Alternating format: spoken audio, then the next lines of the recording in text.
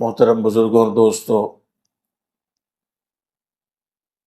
اللہ تبارک و تعالیٰ کا بڑا کرم اور احسان ہے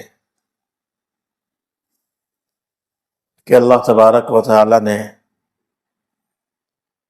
ہمیں زندگی میں ایک بار اور موقع دیا کہ رمضان جیسا عظیم برکتوں والا، عظمتوں والا اور پاکیزہ مہینہ ملا ہے۔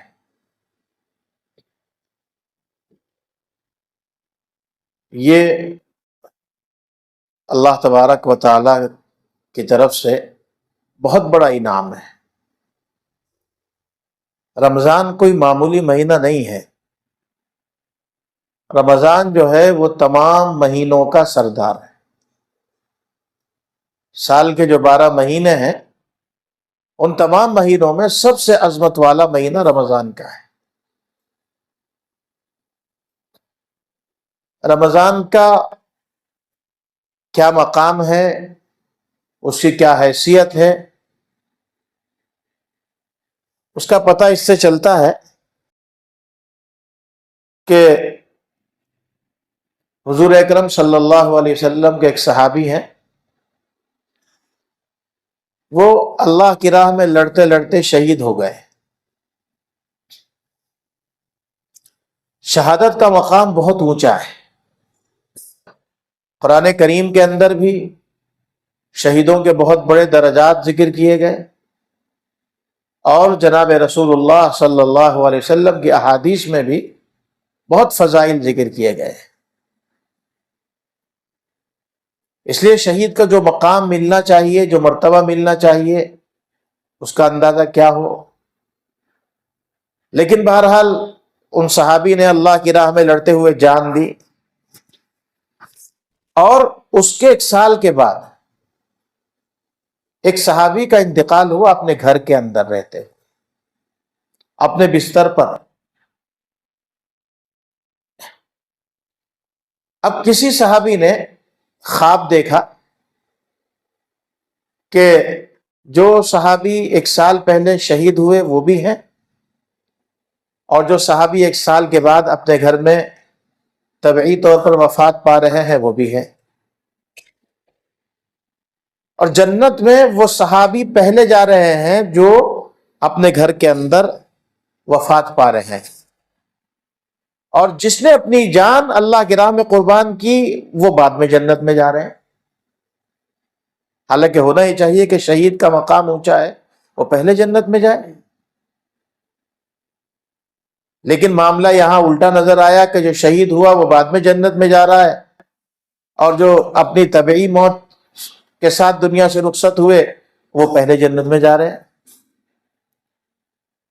نیند سے اٹھے، صبح کو حضور اکرم صلی اللہ علیہ وسلم کی خدمت میں حاضر ہوئے اور عرض کیا کہ یا رسول اللہ، میں نے آج رات ایسا خواب دیکھا ہے۔ آپ نے پوچھا کہ تمہیں بعد والے صحابی کے پہلے جنت میں جانے میں حیرت کیوں ہے؟ کیا تمہیں یہ معلوم نہیں ہے کہ جس کا انتقال بعد میں ہوا ہے اس کو پہلے کے مقابلے میں 1 رمضان زیادہ ملا؟ اگر پہلے والے کے زندگی کے اندر مان لیجئے کہ 5 سال رمضان آیا تھا، تو دوسرے والے کی زندگی کے اندر 6 مرتبہ رمضان آیا، تو 1 رمضان کی عبادتوں کی وجہ سے ان کا مقام اتنا اونچا ہو گیا کہ شہید سے پہلے جنت کے اندر جا رہے ہیں۔ ایسا عظمت والا مہینہ جس میں اللہ تبارک و تعالی ہمارے اعمال کی قیمت بڑھا دیتے ہیں،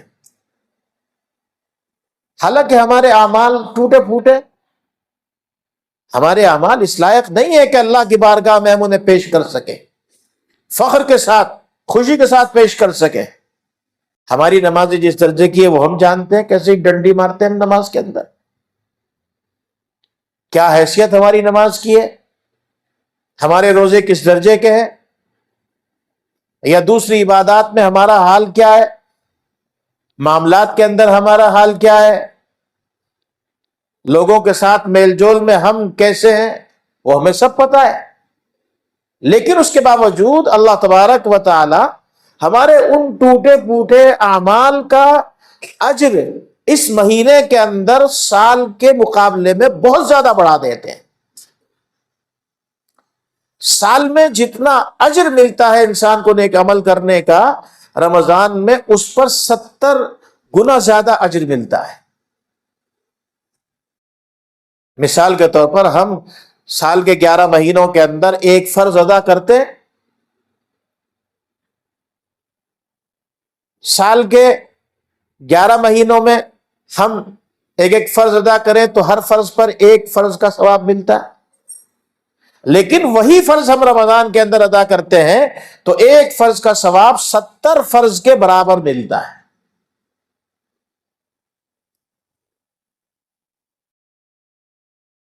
اور نفل کا ثواب جو ہے رمضان کے اندر فرض کے برابر کر دیا جاتا ہے۔ ہر عمل کا اجر اللہ تعالی رمضان میں بڑھا دیتے ہیں۔ تو یہ عظمت والا مہینہ اللہ نے ہمیں دیا ہے۔ نہ جانے ہمارے کتنے بھائی ہیں جو گزشتہ سال ہماری اس مسجد میں نماز پڑھنے آتے تھے، لیکن آج وہ نہیں ہے، وہ دنیا سے رخصت ہو گئے، ان کے اعمال کا رجسٹر بند ہو گیا ہے، اب اس کے اندر کوئی نیک عمل لکھا جائے گا نہیں۔ لیکن یہ اللہ کا ہم پر بڑا کرم اور احسان ہے کہ اللہ نے ہمیں ابھی زندگی دے رکھی ہے، ابھی ہمیں موقع دیا ہے کہ ہم اس رمضان کے اندر زیادہ سے زیادہ نیکیاں کر کے، زیادہ سے زیادہ عبادت کر کے اللہ تبارک و تعالیٰ کو راضی کر لیں۔ یہ کوئی گارنٹی نہیں ہے کہ اگلے سال ہم زندہ رہیں گے کہ نہیں، کسی کو پتا نہیں ہے، اس لیے کہ ہر انسان کی عمر اللہ کی طرف سے متعین ہے۔ دنیا میں آنے سے پہلے ہی، اس کے جسم میں روح پھونکنے سے پہلے ہی اللہ تبارک و تعالیٰ کی طرف سے ہر انسان کی عمر متعین ہو جاتی ہے، اس کا رزق متعین ہو جاتا ہے کہ اس کو پوری زندگی کے اندر کتنا رزق ملے گا، لیکن ہمیں بتایا نہیں جاتا ہے کہ ہماری عمر کتنی ہے۔ یہ تو ہے، حضور اکرم صلی اللہ علیہ وسلم نے فرمایا اعمار امتی ما بین 60 الی 70، میری امت کی جو عمر ہے عام طور پر وہ 60 سے 70 سال کے درمیان ہے۔ اکثر لوگ جو ہے اس عمر تک آتے آتے دنیا سے رخصت ہو جاتے ہیں۔ ہاں کچھ لوگ ہیں کہ جو اس سے زیادہ عمر والے ہو جاتے ہیں، لیکن نارملی جو ہے اس امت کی عمر 60 سال ہے، لیکن 60 سال ہی ہر آدمی کی ہو یہ ممکن نہیں ہے۔ کسی کی عمر 50 سال بھی ہے، کسی کی 40 سال بھی ہے، 30 سال بھی ہے، 20 سال بھی ہے، 10 سال بھی ہے، کوئی ایسا ہے جو ایک دن کے لیے دنیا کے اندر آتا۔ تو ہمیں کیا معلوم ہے کہ ہماری موت کا وقت کیا ہے؟ پتہ نہیں اگلا رمضان ملے گا کہ نہیں ملے گا۔ اللہ نے یہ موقع دیا ہے تو اس کی قدر کرنی چاہیے، اور رمضان کے اندر جو اعمال کرنے کے ہیں ان اعمال کو اہتمام کے ساتھ کرنا چاہیے۔ کون سے اعمال ہیں؟ حضور اکرم صلی اللہ علیہ وسلم نے فرمایا کہ رمضان کے اندر 4 چیزوں کی کثرت کرو۔ ایک ہے کلمہ طیبہ، لا الہ الا اللہ محمد رسول اللہ۔ دوسرے ہے استغفار، اللہ سے اپنے گناہوں کی معافی مانگنا۔ سب سے ہلکے درجے کا استغفار جو ہے استغفر اللہ، استغفر اللہ، استغفر اللہ۔ اس سے تھوڑا سا بڑھ جائے استغفر اللہ ربی من کل ذنب واتوب الیہ۔ چلتے پھرتے اٹھتے بیٹھتے آپ لا الہ الا اللہ پڑھتے رہیے، اس کی تسبیحات پڑھتے رہیے، استغفر اللہ کی تسبیحات پڑھتے رہیے۔ سال کے 11 مہینے ہم نے گناہوں کے اندر گزارے ہیں، اللہ کی نافرمانی کرتے ہوئے گزارے ہیں، ان کی وجہ سے ہمارے جسم کے اندر جو ایک خاص مقام ہے دل، وہ دل ان گناہوں کی وجہ سے سیاہ ہو چکا ہے، اتنا سیاہ ہو گیا ہے کہ ہمیں گناہ کرتے ہوئے احساس ہی نہیں ہوتا کہ ہم گناہ کر رہے ہیں۔ حدیث میں آتا ہے کہ جب انسان گناہ کرتا ہے سب سے پہلے تو دل کے اوپر ایک کالا دھبا لگ جاتا ہے۔ سب سے پہلے جب وہ کالا دھبا لگتا ہے تو انسان بے چین بے قرار ہو جاتا ہے، جب تک توبہ نہیں کرتا اسے سکون نہیں ملتا ہے۔ اگر توبہ کر لیتا ہے اللہ تعالیٰ اس دھبے کو مٹا دیتے ہیں، لیکن اگر توبہ نہیں کرتا ہے اس سے پھر ایک اور گناہ ہوتا ہے، پھر ایک اور دھبا لگ جاتا ہے، پھر تیسرا گناہ کرتا ہے، ایک اور دھبا لگ جاتا ہے۔ جتنے گناہ کرتا جاتا ہے اس کے دل پر کالے دھبے لگتے جاتے ہیں، یہاں تک کہ ایک وقت وہ آتا ہے کہ انسان کا دل بالکل سیاہ ہو جاتا ہے۔ قرآن اسی کو کہتا ہے کلا بل ران علی قلوبہم ما کانوا یکسبون، یہ زنگ ہے جو ان کے دلوں کے اوپر ان کے گناہوں کی وجہ سے بیٹھ گیا ہے۔ تو 11 مہینے ہم نے جو گناہ کیے، اللہ کی نافرمانیاں کی ہے، اس گناہ کو دھونے کے لیے، اپنے جسم کی سروس کے لیے، اور حالم کے لیے اللہ نے یہ مہینہ دیا۔ جیسے ہماری گاڑیاں ہوتی ہیں، ہماری مشینری ہوتی ہے، وہ چلتے چلتے جو ہے وہ خراب ہونے لگتی ہے۔ گاڑیاں بھی جو چلاتے ہیں ہم ایک خاص مقدار تک چل کر کہ 1000 کلومیٹر تک چل کر جو ہے اس کو پھر سروس کی ضرورت پیش آتی ہے۔ جب ہم اس کی سروس کر لیتے ہیں تو دوبارہ سے وہ اچھی طرح سے چلنے لگتی ہے۔ ایسے ہی یہ مہینہ جو ہے ہماری سروس کے لیے اللہ نے دیا ہے، ہماری اوورہالنگ کے لیے دیا ہے، کہ ہم اپنے گناہوں سے معافی مانگیں اور نیک اعمال کرنے کی زیادہ سے زیادہ کوشش کریں۔ تو ایک کام ہے لا الہ الا اللہ محمد رسول اللہ صلی اللہ علیہ وسلم، دوسرا ہے استغفر اللہ پڑھنا۔ اور فرمایا کہ 2 کام اور ہیں کہ جس سے کسی مسلمان کو چارہ ہی نہیں ہے، اسے تو کرنا ہی چاہیے۔ ایک ہے جنت کی طلب، اللہ سے دعا کرنا اللہ ہمارے لیے جنت کا فیصلہ فرما دیجیے، اللہ ہمیں جنت میں داخل فرما دیجیے۔ اور دوسرے ہے جہنم کے عذاب سے بچنے کی دعا کرنا۔ یہ 4 کام رمضان کے اندر کثرت کے ساتھ کیجیے آپ۔ لا الہ الا اللہ پڑھنا کوئی مشکل کام نہیں، آپ بیٹھے ہوئے ہیں تو پڑھ سکتے ہیں، لیٹے ہوئے ہیں پڑھ سکتے ہیں، کھڑے ہوئے ہیں، آپ بازار کے اندر جا رہے ہیں، آپ دکان کے اوپر بیٹھے ہوئے ہیں، آفس کے اندر بیٹھے ہوئے ہیں، آپ اپنا کام بھی کرتے رہیے اور کلمہ طیبہ بھی پڑھتے رہیے، استغفر اللہ بھی پڑھتے رہیے۔ اور روزوں کا اہتمام، روزہ آپ جانتے ہیں تو روزے کا اہتمام بھی ہونا چاہیے، لیکن روزہ صرف کھانے پینے سے رکنے کا نام نہیں ہے، روزہ جو ہے زبان سے رکنے کا بھی نام ہے۔ زبان کا استعمال غلط نہ ہو، گالم گلوچ نہ ہو، لڑائی جھگڑا نہ ہو، اور اسی طریقے سے کان کا بھی روزہ ہونا چاہیے کہ کوئی غلط بات ہم نہ سنیں، اس سے آنکھ سے کوئی غلط چیز نہ دیکھیں، ہر چیز کا روزہ ہونا چاہیے، روزے کا اہتمام ہو۔